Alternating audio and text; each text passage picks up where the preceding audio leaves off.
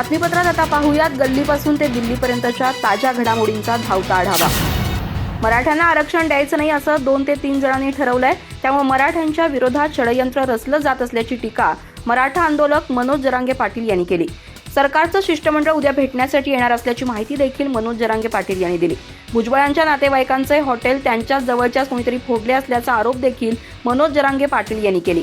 मराठ्यांना आरक्षण मिळू नये यासाठी ओबीसी नेते प्रयत्न करत असल्याचंही जरांगे पाटील यांनी म्हटलंय। शांततेत आंदोलन सुरू असताना त्यांना उचकवण्याचा प्रकार सुरू असल्याचा आरोप देखील मनोज जरांगे पाटील यांनी केलाय। याकडे मुख्यमंत्री आणि उपमुख्यमंत्र्यांनी लक्ष देण्याचं आवाहन मनोज जरांगे पाटील यांनी केलंय। त्यासाठी पुरवणी याद्या तयार केल्या जात आहेत। या 4 ते 5 हजार मराठ्यांना अडकवण्याचा कट असल्याचंही जरांगे म्हणाले।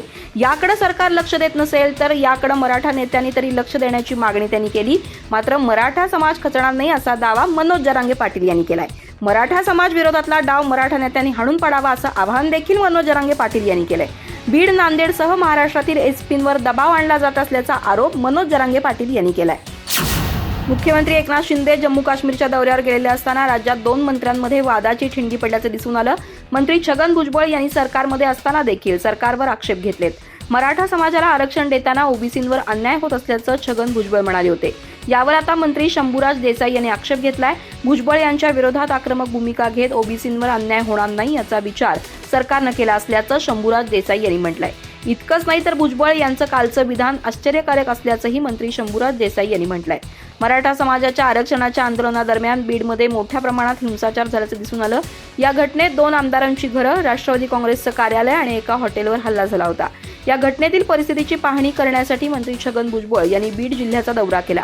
या संदर्भात बोलताना छगन भुजबळ यांनी मराठा आंदोलक मनोज जरांगे पाटील आणि सरकारवर गंभीर आरोप केले। इतकंच नाही तर ओबीसी समाजाला या आरक्षणाच्या निर्णयाविरोधात रस्त्यावर उतरण्याचं आवाहन केलं। भुजबळ यांच्या या वक्तव्यावर मंत्री शंभूराज देसाई यांनी जोरदार प्रत्युत्तर दिलंय। मंत्री शंभूराज देसाई म्हणाले की भुजबळांनी आक्षेप घेतलाय की माजी न्यायमूर्ती गायकवाड हे आंतरवालीमध्ये कसे गेले, त्यांनी तिथं सर केले, मात्र तसं काही नाही। सरकारनं सांगितल्यानंतरच दोन्ही माजी न्यायमूर्ती तिथं गेले होते।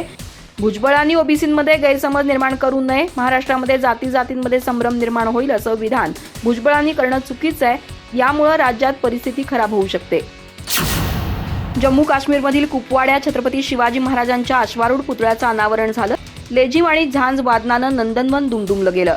छत्रपती शिवाजी महाराजांचा जयघोष पर्वतरांगांच्या पलीकडे असलेल्या पाकिस्तानात पोहोचला पाहिजे। छत्रपतींचा हा पुतळा प्रेरणादायी आहे। शत्रूच्या छातीत देशाचा तिरंगा गाडण्यासाठी छत्रपती शिवाजी महाराजांचा हा पुतळा सैनिकांना प्रेरित करेल, त्यांना ऊर्जा देईल। त्यामुळे शत्रूची आपल्याकडे बघायची हिंमत होणार नाही असं मुख्यमंत्री एकनाथ शिंदे म्हणाले। जम्मू काश्मीरमधील कुपवाड्यात छत्रपती शिवाजी महाराजांचा भव्य अश्वारूढ पुतळा उभारण्यात आलाय। शिवरायांच्या पुतळ्याचं आज अनावरण मुख्यमंत्री एकनाथ शिंदे आणि सांस्कृतिक मंत्री सुधीर मुनगंटीवार यांच्या हस्ते पार पडलं। त्यावेळी मुख्यमंत्री बोलत होते। मुख्यमंत्री एकनाथ शिंदे म्हणाले, छत्रपतींचा हा पुतळा प्रेरणादायी आहे। या ऐतिहासिक क्षणाचा साक्षीदार होण्याचं भाग्य मिळालं। विश्वास बसत नाही, भारत-पाक सीमेवर छत्रपतींचा अश्वारूढ पुतळा बसवण्यात आलाय। लाल चौकात सामान्य माणसांना जाणं कठीण होतं, तिथं पंतप्रधानांनी तिरंगा फडकवलाय। महाराष्ट्र आणि काश्मीरचे नातं जुनं आहे। महाराष्ट्रातील अनेक संस्था काश्मीरमध्ये काम करतायत, त्यांचं योगदान अतिशय मोठं आहे असं देखील मुख्यमंत्री म्हणाले। कुपवाडा येथील भारतीय सैन्याच्या छावणीत या पुतळ्याच्या स्थानाचं भूमिपूजन यंदाच्या पाडव्याच्या दिवशी करण्यात आलं। त्यासाठी शिवनेरी, तोरणा, राजगड, प्रतापगड आणि रायगड या 5 किल्ल्यांवरील माती आणि पाणी आणण्यात आलं होतं।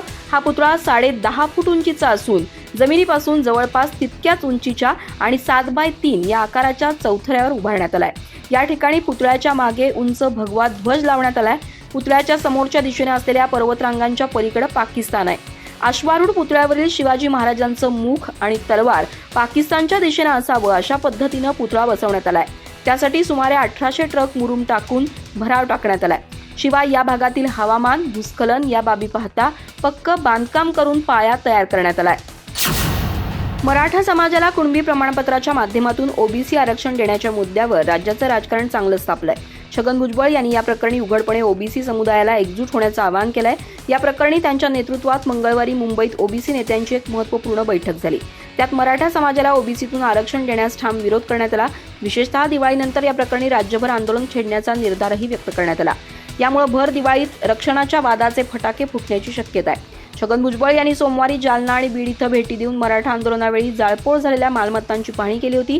त्यानंतर त्यांनी मराठा समाजाला सरसकट कुणबी प्रमाणपत्र देऊन ओबीसी आरक्षण देण्यास ठाम विरोध केला होता। त्यांच्या या आवाहनानंतर दुसऱ्या दिवशी मंगळवारी ओबीसी नेते मराठा समाजाला सरसकट कुणबी प्रमाणपत्र देण्याविरोधात भुजबळांच्या बंगल्यावर एकजूट झाले। या बैठकीला प्रकाश शेंडगे, जेपी तांडेल, लक्ष्मण गायकवाड यांच्यासह इतर ओबीसी नेते, संघटनांचे पदाधिकारी उपस्थित होते। दुसरीकडे काँग्रेस नेते विजय वडेट्टीवार यांच्यासह राष्ट्रीय ओबीसी महासंघाचे प्रमुख बबनराव तायवाडे यांनीही ओबीसी आरक्षणाच्या मुद्द्यावर आक्रमक भूमिका घेतली आहे। मराठा समाजाला ओबीसी कोट्यातून आरक्षण देण्यास आतापर्यंत केवळ वडेट्टीवार आणि भुजबळ या दोन नेत्यांनीच उघड विरोध केलाय। या दोघांशिवाय अन्य कोणत्याही नेत्यानं या प्रकरणी आपली भूमिका स्पष्ट केलेली नाही। आमचा मराठा आरक्षणाला विरोध नाही, केवळ ओबीसी आरक्षणाला धक्का लागता कामा नये अशी आमची भूमिका आहे। या प्रकरणी मराठा समाजाला सरसकट कुणबी प्रमाणपत्र देण्यास आमचा ठाम विरोध आहे, असं छगन भुजबळ यांनी सोमवारी या प्रकरणी स्पष्ट केलं होतं। सध्या काळ मोठा कठीण आलाय, राज्य अनाडी लोकांच्या हाती गेलंय। ग्रामपंचायत निवडणुका आम्हीच जिंकल्याचा दावा बरेच गट तट करतायत। या निवडणुका पॅनल पद्धतीनं लढवल्या जातात, पक्ष आणि चिन्हावर लढवल्या जात नाही, त्यामुळे आम्हीच जिंकलो हा दावा पोकळ आहे। जे लोक विद्यापीठाच्या सेनेट निवडणुका घेण्यास घाबरतात, मुंबईसह 14 महानगरपालिकांच्या निवडणुका घ्यायला यांची हिंमत होत नाही, तेच आता ग्रामपंचायत निवडणुका आम्ही जिंकल्याचा गुलाल उधळत आहेत। याला काय म्हणावं अशा शब्दात संजय राऊत यांनी राज्य सरकारवर टीका केली आहे। याला हास्यजत्राच म्हणावी लागेल असंही ते म्हणाले। ग्रामपंचायत निवडणुकांच्या निकालाबाबत संजय राऊत चांगले संतापले। इतकंच नाही तर प्रश्न विचारणाऱ्या पत्रकालाही तुम्ही त्यांच्या गटात गेला का असा प्रतिप्रश्न राऊत यांनी केला। सरकारमधील लोक अडाणी असल्याची टीका देखील खासदार संजय राऊत यांनी केली। जे सरकार विद्यापीठाच्या निवडणुका घेण्यासही घाबरतं, तेच आता ग्रामपंचायत निवडणूक जिंकल्याचा दावा करत असल्याची टीका खासदार संजय राऊत यांनी केली। राऊत यांनी राज्यातील शिंदे सरकारला मुंबईसह राज्यातील 14 महानगरपालिकांच्या निवडणुका घेण्याचं आवाहन केलं। चहा आणि बिस्किट वेळेवर न मिळाल्यामुळे एका डॉक्टरनं चक्क ऑपरेशन अर्धवट सोडल्याची संतापजनक घटना नागपूर जिल्हा परिषदेच्या प्राथमिक आरोग्य केंद्रात घडली आहे। या घटनेमुळे भूल दिलेल्या 4 महिला रुग्णांचा जीव टांगणीला लागला होता, त्यामुळे या चहाखोर डॉक्टरवर कठोर कारवाई करण्याची मागणी होती आहे। या संबंधीच्या वृत्तानुसार आरोपी डॉक्टरनं कुटुंब नियोजनाच्या शस्त्रक्रियेसाठी 4 महिलांना भूल दिली होती, पण त्यानं ऐनवेळी या महिलांवर शस्त्रक्रिया करण्यास नकार देत रुग्णालयातून काढता पाय घेतला। याविषयी अधिक माहिती घेतली असता सदर डॉक्टरनं चहा बिस्किट वेळेवर न मिळाल्यामुळे ऑपरेशन करण्यास नकार दिल्याचं निष्पन्न झालं। राज्याच्या ग्रामीण भागात अगोदरच आरोग्य सुविधांची वानवा आहे, त्यातच या डॉक्टरच्या असंवेदनशीलपणामुळे मोठा रोष व्यक्त केला जातोय। मौदा तालुक्यातील खात येथील प्राथमिक आरोग्य केंद्रात गत 3 नोव्हेंबर रोजी ही घटना घडली। तेजराम भलावे असं डॉक्टरचं नाव आहे। ते खात स्थित केंद्रात जवळपास 8 महिलांवर कुटुंब नियोजनाची शस्त्रक्रिया करणार होते। यापैकी 4 महिलांवर त्यांनी शस्त्रक्रिया केली, त्यानंतर उर्वरित 4 महिलांवर शस्त्रक्रिया करण्याची तयारी सुरू होती। या महिलांना अॅनेस्थेशिया अर्थात भूलही देण्यात आली होती, पण डॉक्टर महाशयांना चहाची तल्लफ आली, पण डॉक्टर तेजराम भलावी यांना वेळेवर चहा देण्यात आला नाही। त्यामुळे ते एवढे संतापले की त्यांनी थेट आरोग्य केंद्रातून काढता पाय घेतला। त्यानंतर ते चहा घेऊन परतलेही नाही। यामुळे भूल देण्यात आलेल्या महिला तशाच ताटकळत राहिल्या आणि एकच गोंधळ माजला। श्री बागेश्वर धामचे प्रमुख धीरेंद्र शास्त्री यांची रामकथा प्रवचनमाला सोमवारपासून छत्रपती संभाजीनगरात सुरू झाली आहे। भाविकांच्या वतीनं त्यांचं शहरात जल्लोषात स्वागत करण्यात आलं। पहिल्या दिवशी धीरेंद्र शास्त्री यांनी पत्रकार परिषद घेऊन अनेक प्रश्नांना बेधडक उत्तरं दिली। हिंदू धर्म, मराठा आरक्षण, राजकारण यासह चालू घडामोडींवर शास्त्रींचे परखड विचार त्यांच्याच शब्दात। धर्म आणि राजकारण हातात हात घालून चालतं, राजकारणानं धर्मकारण चालत नाही, पण धर्मकारणानं राजकारण नक्की चालतं। सनातन हिंदुत्व स्थापन करणं हे माझं उद्दिष्ट आहे। त्यासाठी कथांच्या माध्यमातून मी प्रचार प्रसार करतोय। कोणत्याही पक्षाचा किंवा राजकीय व्यक्तीचा प्रचार प्रसार बागेश्वर धामच्या गादीवरून केला जात नाही, यापुढेही केला जाणार नाही। निवडणूक लढल्यानं हिंदू राष्ट्राची निर्मिती होणार नाही, लोकांच्या विचार परिवर्तनानं हिंदू राष्ट्र बनेल। सनातन धर्माच्या प्रचार प्रसारानं हिंदू राष्ट्राची निर्मिती होईल। त्यामुळे मी निवडणूकही लढणार नाही। मी धर्मप्रचारावर विश्वास ठेवतो। मी फक्त हिंदूंना जागवण्याचा प्रयत्न करेन। महात्मा कुणा एकाचा नसतो। आज या ठिकाणाहून मी सर्व राजकारण्यांना निवेदन करतो की कोणत्याही बाबांमुळे तुम्ही निवडणूक जिंकू शकणार नाही। त्याउलट जनतेला बाबा मानून काम करा, तरच निवडणूक जिंकणं शक्य आहे। कारण जनता हीच परमात्मा आहे। भारतातील कोणताही धर्मगुरू इतकं परखडपणे सांगू शकत नाही, फक्त मीच बोलू शकतो, कारण मी स्वतंत्र धर्मगुरू आहे। सनातन हिंदू धर्माची स्थापना संपूर्ण भारतात करण्याचं माझं ध्येय आहे।